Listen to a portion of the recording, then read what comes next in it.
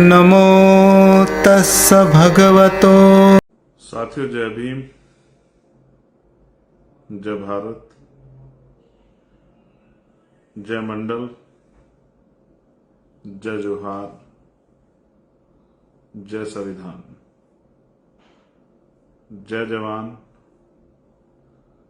जय किसान, भारतीय संविधान जिंदाबाद। आज का जो लाइव है वो बहुत जिम्मेदारी से और सब चीजों को ध्यान में रख के तब ये लाइव जो है कुछ दिशा निर्देश और संदेश के लिए आपके बीच में मैं हूं। मैं अपनी बात को शुरू करने से पहले बहुजन समाज में जन्मे सभी संतों, गुरुओं और महान पुरुषों को नमन करता हूं। मैं नमन करता हूं महामानव तथागत बुद्ध से लेके संत श्रोमणी सतगुरु रविदास जी महाराज को, भगवान वाल्मीकि महाराज को, गुरु नानक देव को, संत कबीर दास जी को, गुरु घासीदास जी को, नारायणा गुरु को, संत गाडगे जी महाराज को मैं नमन करता हूं। साथ साथ वो महापुरुष जिन्होंने अपना पूरा जीवन बहुजन समाज के उत्थान में लगाया, जिनमें राष्ट्रपिता ज्योतिबा फूले, छत्रपति साहू जी महाराज, ईवी पेरियार रामानायकर स्वामी, पेरियार ललई यादव, बाबू जगदेव प्रसाद कुशवाहा, जननायक कपूरी ठाकुर, बाबू शिवदयाल चौरसिया, सर छोटू राम,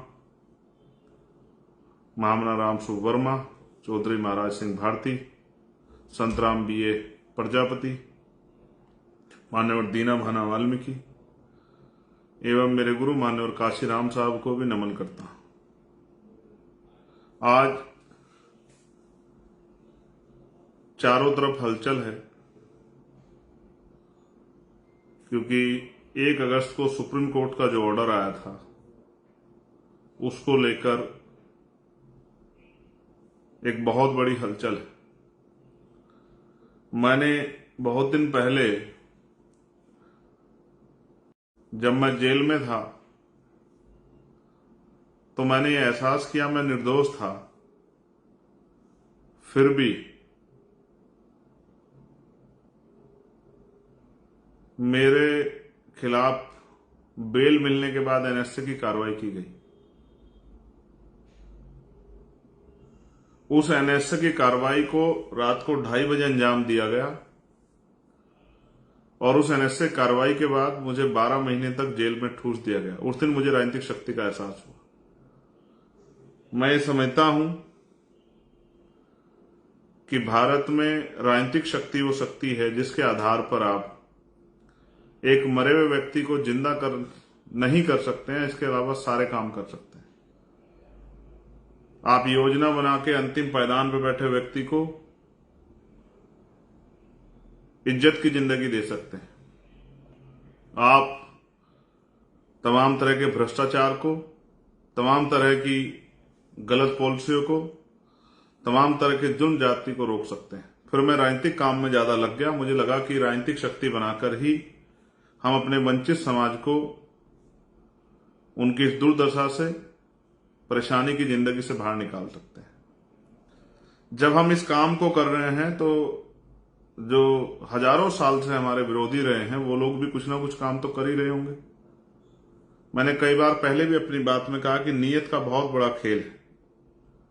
मैं आज ये भी स्वीकार करता हूं कि कुछ खामियां उन लोगों में रही हैं जो लोग अपने पैरों पर खड़े हो पाए आरक्षण की वजह से।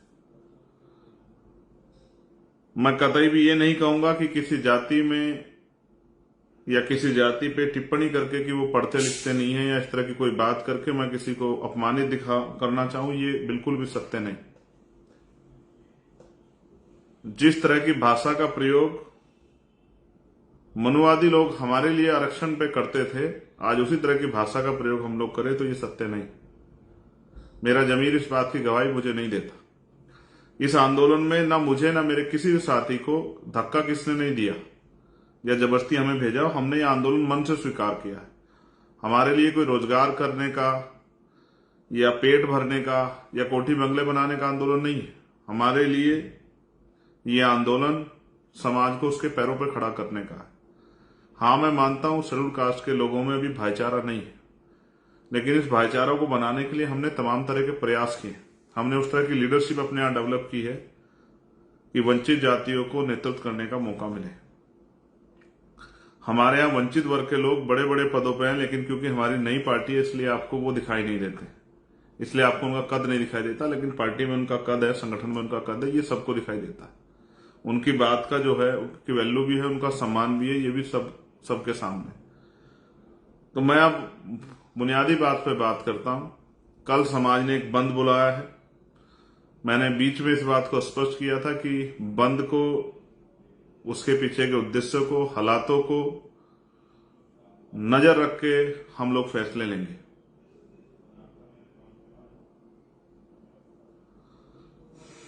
मैं सरे की बात नहीं करता हूं, ना मैंने कभी ये प्रयास किया कि किसी तरह का सरे किसी को मिले। कुछ लड़ाइयां समाज हित में लड़ी जाती। मेरे कंधों पे भी जिम्मेदारी है कि कल जब समाज सड़कों पे उतरेगा, वो किसी भी उद्देश्य के लिए उतरे, तो उसका संरक्षण करना जरूरी।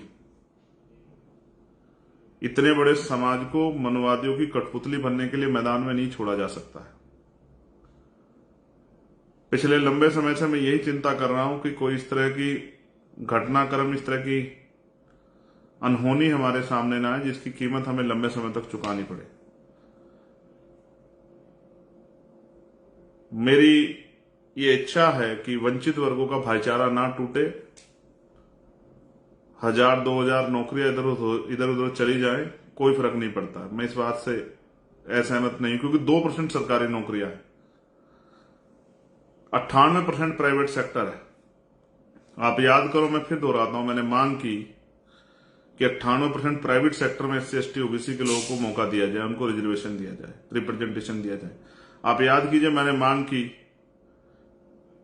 कि लेटरल एंट्री जो है, जिसपे आज हम लोग जीते भी हैं, कि लेटरल एंट्री पे जो है के जरिए जो हमारा हिस्सा खाया जा रहा है, इसको बंद किया जाए। आप जिन जगह पर रिजर्वेशन नहीं है, रिप्रेजेंट, मैंने उनके लिए मांग की। आप जानते हैं, मैंने 1.5 साल पहले मांग की कि उन वंचित जातियों को जिनको अवसर नहीं मिल रहा, जब 10% आर्थिक आधार पर आरक्षण आप स्वर्ण जातियों को दे सकते हो, तो मेरे उस समाज को भी आपको मुख्य धारा में लाने के लिए, क्योंकि पिछले 10 साल से ज्यादा का समय हो गया है, 13 साल हो गए, अपनी जाति का जनगणना नहीं कराई, लगातार हमारी संख्या बढ़ रही है, तो संख्या के आधार पर हमारी हिस्सेदारी तय होनी चाहिए।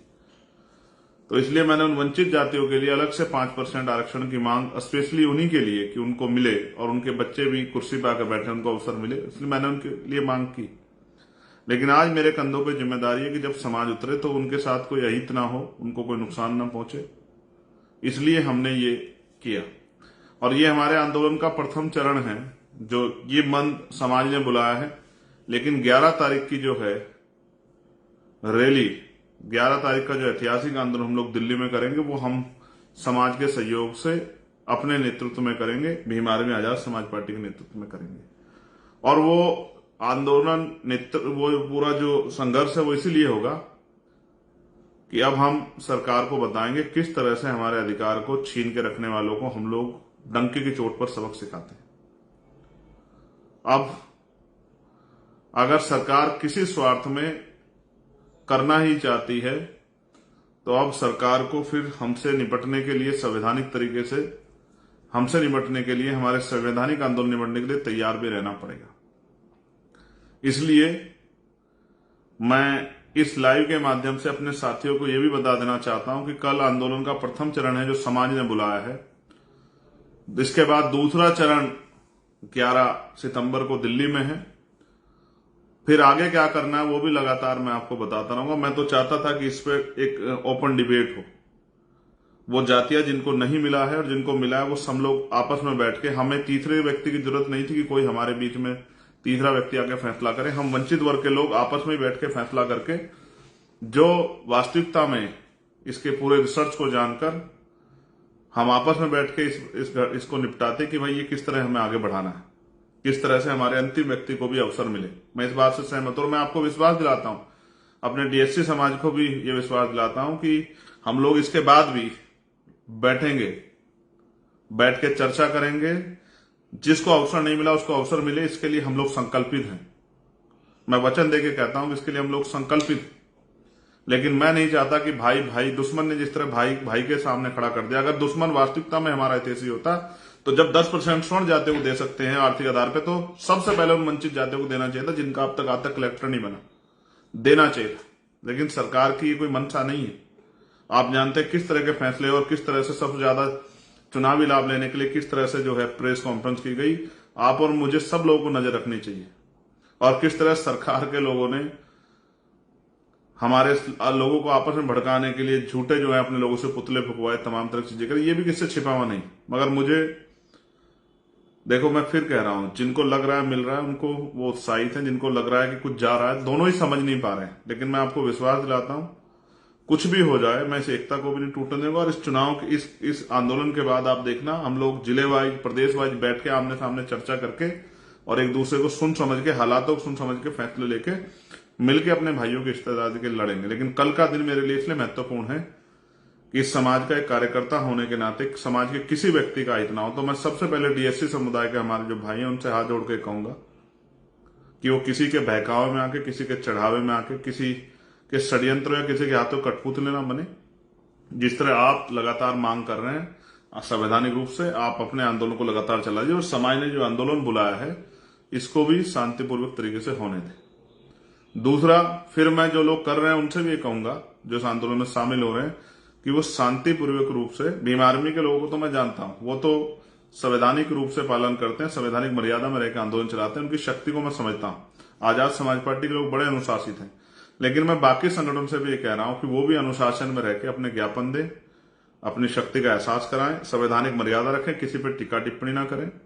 और जो मैंने code Bhim army Azad Samaj party के लोगों को दिए, जिन कोड के जरिए मैंने आपको बताया है, क्योंकि हम एक संगठन चलाते हैं और हमारे संगठन की एक आइडियोलॉजी और हमारे कुछ नियम कानून है, जो मैंने अपने लीडर्स को कल पिछले 2-3 दिन में लगातार, हमने पिछले 3 से 4 दिन में, 4 दिन लगे हमें, आप लोग जानते हैं, लगातार डिस्ट्रिक्ट की, स्टेट की मीटिंगें करने में, कोर कमेटी की मीटिंग करने में, कई मीटिंग करके ये फैसले हुए हैं समाज हित में। तो जो कोड मैंने आपको बताया, उस कोड के जरिए आप किसी भी विरोधी को पहचान सकते हैं। जब भी आप उस कोड को अपनी टीम से कनेक्ट करेंगे, तत्काल आपके बीच में अगर कोई बहरूप या नीला पटका पहन के आ गया है, टोपी लगा के आ गया है, उस तरह की वो कर रहा है, और जिस तरह से मैंने सीक्रेट कैमरों को आपको बताया कि वर्किंग करनी, चाहे पुलिस हो या कोई भी हो, जो भी आपके साथ असंवैधानिक काम करेगा या असंवैधानिक कोई भी प्रयास करेगा, एकदम वो पकड़ा जाएगा। जो भी ऐसा व्यक्ति पकड़ा जाए उसको आप तुरंत पुलिस को दें, उसकी वीडियो बना लें। क्योंकि हमारे भाइयों के, मैं अपने भाइयों को आमने सामने आने ना आए मेरे भाई, इसलिए मैं डर रहा हूं। आप जानते हैं मैंने कभी जान की परवाह नहीं की और ना मैं कभी कर सकता हूं। मेरे खून का एक कतरा कतरा वंचित वर्गों के लिए, अपने परिवार के लिए। लेकिन इस परिवार को एकता बनाने मुझे बहुत समय लगा है। मैं इस समाज के लिए जी रहा हूं, मेरा और कोई लक्ष्य नहीं है। इसलिए मैं आपसे कह रहा हूं, जो लोग मुझे सुन रहे हो, जो लोग मेरे साथ जिन्होंने काम किया, जो लोग मेरे दर्द को समझते हैं, मैं उनको विश्वास दिला कहता हूं, किसी का अहित नहीं होने दिया जाएगा। वो वंचित वर्ग के लोग हों या जिनको कहा जा रहा है कि उनका चला जाएगा, उनको भी मैं कह रहा हूं। मैं अपने बुद्धिजीवी वर्ग को कह रहा हूं, अधिकारी कर्मचारियों को कह रहा हूं, मेरा भरोसा करो। मैं संकल्प दे कह रहा हूं, बाबा साहब अम्बेडकर के मिशन का संकल्प करके कह रहा हूं, किसी का अहित नहीं होने दिया जाएगा और जिसकी जो हिस्सेदारी बैठती है उसको मिलेगी। लेकिन आप संयम रखो, किसी की कठपुतली मत बनो, किसी पर टिप्पणी मत करो। और मैं अपने संगठन के साथियों से कह रहा हूं जो हमसे लोग जुड़े, जो मैंने आपको कोड दिए हैं, आप समय समय पर आंदोलन के बीच में उन कोडों का प्रयोग करना, आपको पता लग जाए कौन बाहर का आदमी आपके उसमें। और जैसे ऐसा आदमी तत्काल वीडियो बनाए, क्योंकि बहुत सारे लोग ये चाहते थे कि हमारे लोग सड़कों पर आए और फिर उनका इस तरह से मिसयूज किया जाए, फिर इनको दोनों भाइयों को लड़ा दिया जाए। ये जो वंचित वर्ग के लोग हैं, इनमें ये मार्शल कौम है जिन्होंने अपने शौर्य, अपने बल पे जो है बहुत सारे संघर्ष किए और विरोधियों को धूल चटा दी। दुश्मन आपकी ताकत से डर गया है, इसलिए आपको बांटना चाहता है। और मेरा एकमात्र जो उद्देश्य है वो महान पुरुषों का जो सपना था कि हर व्यक्ति तक बुनियादी सुविधाएं पहुंचे और सबको सम्मान का जीवन मिले। मैंने कई बार आपसे कहा, क्या मिलता है बजट में हमें? कौन कितना कितना हितैषी आप जानते हैं। मैंने अलग से सफाई कर्मचारियों के लिए बजट की मांग की थी कि उनको उतरना ना पड़े। मैं सिर्फ अपने लोगों के प्रति हूं और कुछ नहीं।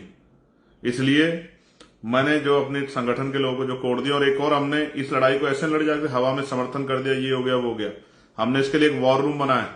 मैं अभी लगभग 8:30 बजे एक लिस्ट जारी करूंगा स्टेट वाइज, चाहे उड़ीसा हो, तेलंगाना हो, कर्नाटका हो, चाहे केरल हो, तमिलनाडु हो, चाहे झारखंड हो, चाहे बिहार हो, मध्य प्रदेश हो, राजस्थान हो, छत्तीसगढ़ हो, यूपी हो, दिल्ली हो, पंजाब हो, हरियाणा हो, जम्मू हो, उत्तराखंड हो, मध्य प्रदेश हो, राजस्थान हो, सब जगह के कॉन्टेक्ट में आपको अगर कोई भी कहीं आपके साथ परेशानी आती है, तत्काल आप उन पर संपर्क करें। ये वॉर रूम इसलिए है कि आपकी सुरक्षा होकर हमारी लीगल टीम सक्रिय रहेगी। डिस्ट्रिक्ट में हमारी लीडरशिप, डिस्ट्रिक्ट की लीडर जो हमारी लीगल टीम है, अपने वकील साथियों से मैं कह रहा हूं वो लोग तैयार रहें। हमें हर मुसीबत से समाज को बचाना है। अब तक इन समाजों से राजनीति होती आई, अब पहली बार एक एकता बनकर हम लोग प्रयास किए, उस एकता से लोग डर गए। इसलिए जो मैंने कहा उस कोड का प्रयोग करना है। जो बीच में आपका कोई घुसेगा तत्काल पकड़ा जाएगा, फिर उसको कानूनी रूप से सबक सिखाया जाएगा। और दूसरा, लगातार जो है यही किसी भी आंदोलन को जो है चलाने का यही तरीका होता है कि आपके पास कुछ सीक्रेट प्लान होना चाहिए। संवैधानिक मर्यादाओं में इस आंदोलन को पूरा करना है और अगले आंदोलन 11 सितंबर की दिल्ली के लिए तैयारी करनी है। भीम आर्मी आजाद समाज पार्टी और बहुजन समाज के लोग कह रहा हूं, एक दिन में आंदोलन नहीं जीता जाएगा। और अब हमारी मांग जो है मैंने आपको बता दी है। हमारी मांग सिर्फ ये नहीं है छोटी मोटी मांग। अब जो है हम बताएंगे किस तरह से अधिकारों की रक्षा होती है, किस तरह से संघर्ष किया जा सकता है। अब जो बैकलॉग है, जो 15% को 4-5% में टाल रखा था, एक एक नौकरी हम लोग पूरी कराएंगे, पूरा बैकलॉग भराएंगे, आरक्षण का कोटा पूरा कराएंगे। दूसरा, राज्यसभाओं में, विधान परिषद में SC ST OBC के लोगों को राजनीतिक आरक्षण मिले, राजनीतिक रिप्रेजेंटेशन मिले। SC ST को गवर्नर हो की पोस्ट हो, चाहे राज्यसभा की हो, किसी दल की हो, चाहे विधान परिषद की हो उनमें, चाहे मिनिस्ट्री हो उनमें, साथ साथ जातिगत जनगणना हो। जितना प्राइवेट सेक्टर है, प्राइवेट सेक्टर में जो है ना रिजर्वेशन की व्यवस्था SC ST OBC के लिए। अब हमारे जीवन का एक ही लक्ष्य है, इस देश में जिसकी इतनी संख्या बारी उसकी इतनी हिस्सेदारी के आधार पर, अंतिम व्यक्ति को भी उसकी संख्या के आधार पर हिस्सेदारी मिलनी चाहिए। धनधरती राजपाट में हिस्सेदारी मिलनी चाहिए। वो हम लोग राजनीतिक शक्ति बनाकर भी देंगे और वो हम लोग भाईचारा बनाकर भी लेंगे। अब हम चुटकी भर के लिए नहीं लड़ेंगे, अब हम अपनी संख्या के आधार पर हिस्सेदारी के लिए लड़ेंगे और अपने भाइयों के लिए भी और अपने लिए भी हम लोग मैदान में जाकर लड़ाई लड़ेंगे। हम ये पहले भी करते आए। मैंने आपसे कहा जुडिशरी में भी रिजर्वेशन होना चाहिए। जिस हर डिपार्टमेंट में जो हमारी हिस्सेदारी वो उसको हमें पूरा कराना है। अब हम SC ST OBC के वास्तविक अधिकार उन तक पहुंचे, इसके लिए रोज संघर्ष करेंगे।